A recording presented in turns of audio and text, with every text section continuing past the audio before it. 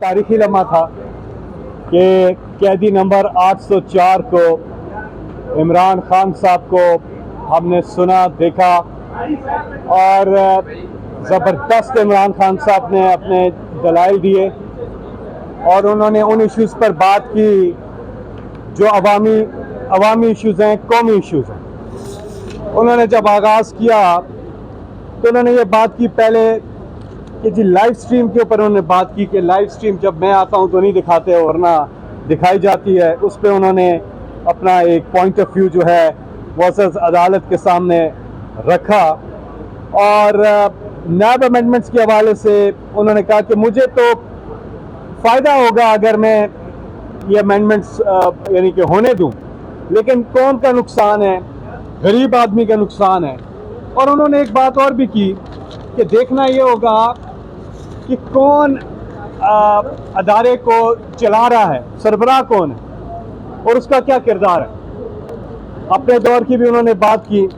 Record recovery जो हुई जब से नैब बना तब से लेकर 2018 तक की रिकवरी एक तरफ और उन 3 सालों में जो रिकॉर्ड रिकवरी वो भी उन्होंने कोर्ट के सामने परफॉर्मेंस रखी, यानी कि अकाउंटेबिलिटी पे।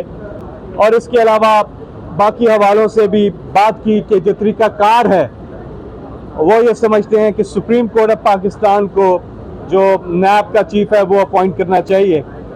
और बाकी इमरान खान साहब ने पार्लियामेंट्री डेमोक्रेसी जो कि यहाँ पे जो है इंग्लैंड की है, और वहाँ पर उन्होंने बताया कि 3 चीज़ें हैं, मोरालिटी है, moral authority, rule of law और अकाउंटेबिलिटी। तो किसी भी दुनिया में जो सबसे बड़ा जो नुकसान मनी लॉन्ड्रिंग के ऊपर ज़्यादा फोकस था कि जो हमारी तरह के मुल्क होते हैं दुनिया में, वहाँ पे सबसे बड़ा जो नुकसान चीज़ करती है करप्शन और उसके ऊपर मनी लॉन्ड्रिंग, यानी कि जो पैसा इनलीगल चैनल्स के ज़रिए बैरून मुल्क भेजा जाता है और वहाँ पे अरबों रुपए की प्रॉपर्टीज़ बनाई जाती हैं। सबसे ज़्यादा जो नुकसान हो रहा है पाकिस्तान को वो ये मनी लॉन्ड्रिंग है।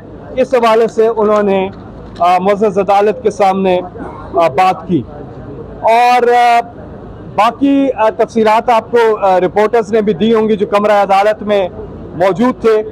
लेकिन इलेक्शन के हवाले से ख़ास बात की क्योंकि सारी चीज़ें कनेक्टेड हैं। मिसाल के तौर पे एक जज साहब ने पूछा कि आपने आप पार्लियामेंट में क्यों नहीं बैठे, फिर आपकी जब नो कॉन्फिडेंस आया उसके बाद आपने क्यों इस्तीफे दे दिए, तो आप बैठते और आप इनके ये जो अमेंडमेंट्स हो रही थी आप इनके खिलाफ वोट करते या अपोजिशन करे इन पार्लियामेंट।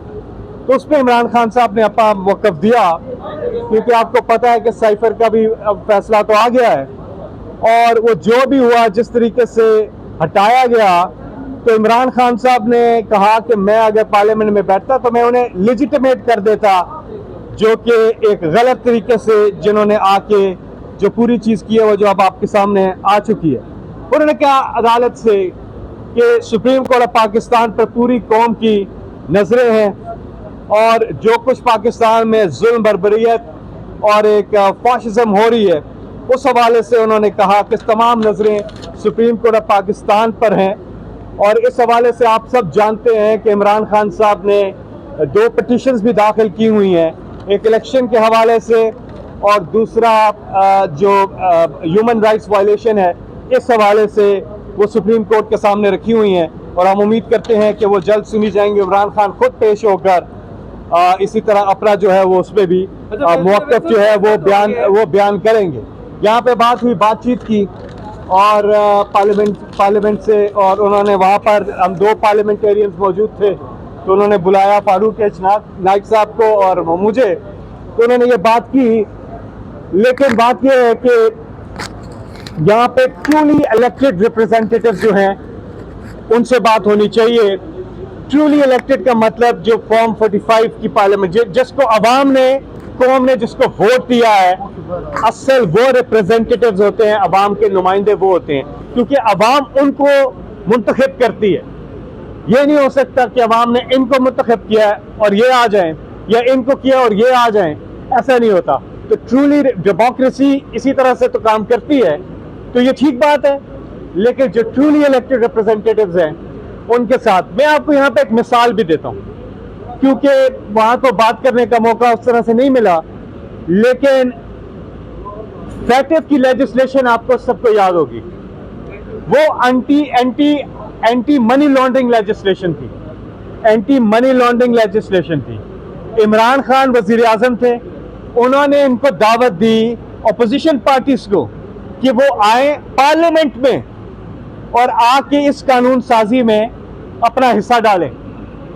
उन्होंने बजाय इसके कि वो बैठ के बातचीत करते या बैठ के वो कोई चीज करते, उन्होंने उल्टा क्या किया कि ब्लैकमेल करना शुरू कर दिया कि हम आपको फैटिफ में वोट नहीं करेंगे, मनी लॉन्ड्रिंग के खिलाफ वोट नहीं करेंगे एंटी मनी लॉन्ड्रिंग लॉ के हवाले से, बल्कि हम क्या करेंगे, हम यही जो एनआरओ जो नैब अपॉइंटमेंट्स जो ये लेके आना चाह रहे थे, जो आते साथ इन्होंने गवर्नमेंट में अपने आप को जो रिलीफ दिया, इसके ऊपर बार्गेन करना चाह रहे थे वो। यानी बजाय इसके कि एक अवामी मुफाद की लेजिस्लेशन के ऊपर आके उसके ऊपर अपना नुक्ता नजर दें, ये बार्गेन करने लग गए। तो इमरान खान साहब, और फिर कोविड में इमरान खान साहब ने इनको दावत दी कि आप आए हमारे साथ बैठे। इन्होंने वहां पर भी नहीं बैठे, ये बल्कि कोविड में कांपे टांगी जलसे करने शुरू हो गए, यहाँ कांपे टांग रही हैं, तो वो भी ठीक नहीं था। लेकिन हमने कोई पर्चा किसी के खिलाफ, इमरान खान की गवर्नमेंट ने कोई पर्चा नहीं दिया। डी चौक में आके इन्होंने जलसे किए, एक बार नहीं, दो बार नहीं, तीन बार नहीं, 4 बार ये आए इस्लामाबाद। इमरान खान ने एक पर्चा किसी के खिलाफ नहीं कटवाया और कुछ भी नहीं किया। तो बातचीत के लिए बात जो है वो फॉर्म 45 जो ट्रूली इलेक्टेड रिप्रेजेंटेटिव उनसे। जी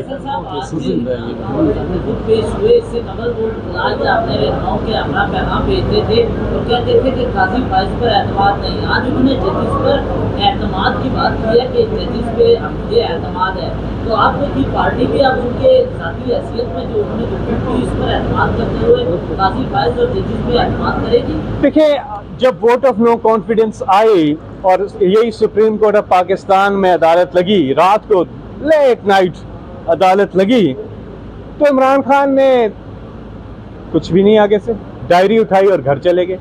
इमरान खान तो अदालतों का एहतराम करते हैं, लेकिन जस्टिस सजाद अली शाह की अदालत पे क्या हुआ था, किस तरह से हमला आवर हुए थे, तो ये तारीख आपको बताती है सारे इवेंट्स। इमरान खान हमेशा अदालतों का भी और रूल ऑफ लॉ के साथ और कानून के साथ खड़े होते हैं। अच्छा, आज बाकायदा तौर पे जजेस ने ये भी ऑफर की कि आप आएँ और बानी चेयरमैन पीटीआई इमरान खान से कि अपनी पार्टी को लीड करें, राइट, अपोजिशन लीडर हैं, तो क्या इसमें मैच्योरिटी नज़र आ रही है? क्योंकि फॉर्म 47 पे 45 पे तो उन्होंने रोक दिया था कि ये केस जो है ऑलरेडी कोर्ट में है।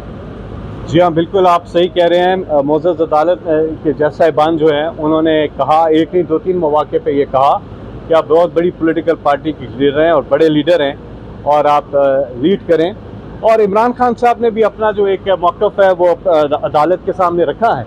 देखिए, इमरान खान साहब इस वक्त किस चीज़ के साथ खड़े हैं, रूल ऑफ लॉ के साथ खड़े हैं। इमरान खान प्रोटेक्शन चाहते हैं ह्यूमन राइट्स की। इमरान खान चाहते हैं वोटर के जो उसके जो हुकूक हैं वो प्रोटेक्ट हो, यानी कि जिधर वोट डाला है उधर जाए। यानी कि ये सारा फ्री एंड फेयर इलेक्शन बुनियाद है जो डेमोक्रेसी की। सिर्फ इलेक्शन में अगर डेमोक्रेसी होती तो आज जिम्बाब्वे में भी डेमोक्रेसी होती, सिर्फ इलेक्शन में नहीं है, फ्री एंड फेयर इलेक्शन में जमहूरियत है। जी ये बताइएगा, इमरान खान की जानिब से जो है वो इंडिया की भी मिसाल दी गई है, वहाँ पर जो है वो कैद के दौरान जो है वो केजरीवाल को जो है वो निकाला गया और इलेक्शन में हिस्सा डाला, इलेक्शन में उन्हें हिस्सा लेने के लिए खबर। यहाँ पर खान साहब ने ये भी शिकवा किया कि मुझे इलेक्शन से पहले जो है 5 केसेस करके जेल में डाल दिया गया, इसके ऊपर क्या कहें? बिल्कुल, इमरान खान साहब ने बताया कि अपना नुक्ता नज़र सामने रखा और वो आप देख लें कि 5 दिन में 3 केसेस उन्होंने कहा कि और सजाएं दिलवा दी। और क्या हुआ, मतलब उन्होंने बेसिकली बताया किस तरह से उन्हें सियासी इंतकाम का निशाना बनाया गया है और वो अपनी जंग, कानूनी जंग लड़ रहे हैं। इमरान खान वो अपने मुल्क में मौजूद है, कोई और होता अभी जेल में, वो कब तक निकल गया था, बोर्डिंग पास लेके निकल गया था, वो बारगेन करके निकल गया था। माजी में आपके सामने है क्या कुछ होता है, हल्का सर में दर्द होता निकल जाते हैं। इमरान खान अपनी कौम के साथ हैं, डट के यहीं पे मौजूद हैं और इंशाल्लाह इमरान खान साहब सुरखरू होंगे, क्योंकि उन पे अल्लाह पर बड़ा ईमान है, उनका पक्का ईमान है। ये बताइएगा कि आप लोगों ने मतलब बताया था कि के इस वक्त जेल में कहती हैं कोरोना तमाम तरह सहूलत दस्तियाब नहीं है, लेकिन आज जो हुकूमत की रिपोर्ट जो लग रही है उसमें जो वाटर कूलर का और इसी तरह की चीज़ें खाने मिलती हैं, तो आप क्या इस सहूलियात दस्तियाब है आप लोग इनको निपटाएं नहीं? अभी तो रिपोर्ट देखी नहीं हमने, और आज आपको पता है कि इमरान खान साहब ने चीफ जस्टिस साहब से सुप्रीम कोर्ट से कहा है कि आप भेजें कोई और जाकर वो देख लें कि वहाँ पे क्या है और क्या नहीं, वो पता चल जाएगा। वो अदालत ने कहा है कि वो करेंगे। जी शुक्रिया।